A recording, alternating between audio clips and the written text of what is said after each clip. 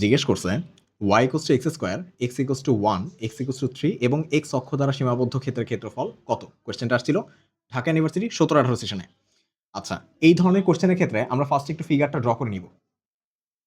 একটু খেয়াল করলে দেখবা আমার কাছে যে গিভেন ফাংশনটা দেয়া আছে y equals to x square, এটা কিন্তু একটা পরাবৃত্তের সমীকরণ ভাইয়া।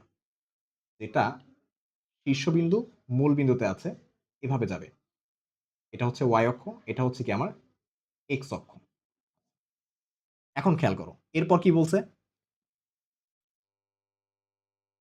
x equals to 1, x equals to 1 যেটা যদি সরলরেখা সম্পর্কে আইডিয়া থাকে তাহলে এইটা হচ্ছে আমার x equals to 1 রেখা যেটা y অক্ষের সমান্তরাল একটা রেখা।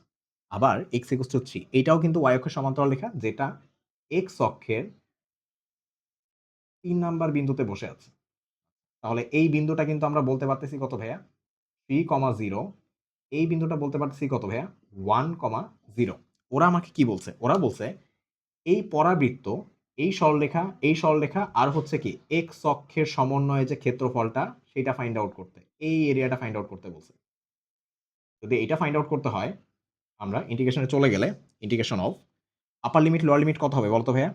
এখান থেকে এইটুকের মধ্যে এরিয়া, এখান থেকে এইটুকের মধ্যে যেহেতু আমরা এক্স এর সাপেক্ষে ইন্টিগ্রেট করতেছি, এক্স অক্ষের সাপেক্ষে, তাহলে আমাদের এখান থেকে এতটুকুর মধ্যে লোয়ার লিমিট হচ্ছে 1, আপার লিমিট কত ভাইয়া?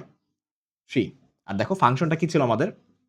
X square. এখন যদি ইন্টিগ্রেট করতে যাই আমরা, তাহলে আমাদের ফাংশন আসবে x to the power cube মানে 2 plus 1 divided by 2 plus 1 which is 3। আচ্ছা, তাহলে আপার লিমিট হচ্ছে 3, লোয়ার লিমিট হচ্ছে কত?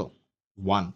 এখন যদি আমরা ভ্যালু ইনপুট দেই আপার লিমিট লোয়ার লিমিটের, তাহলে 3 to the power cube divided by 3 minus 1 to the power cube divided by 3। দেখো তো ভাইয়া, এখানে আসছে হচ্ছে 27 divided by 3 minus 1 divided by 3। তাহলে আমার এখানে কত আসে?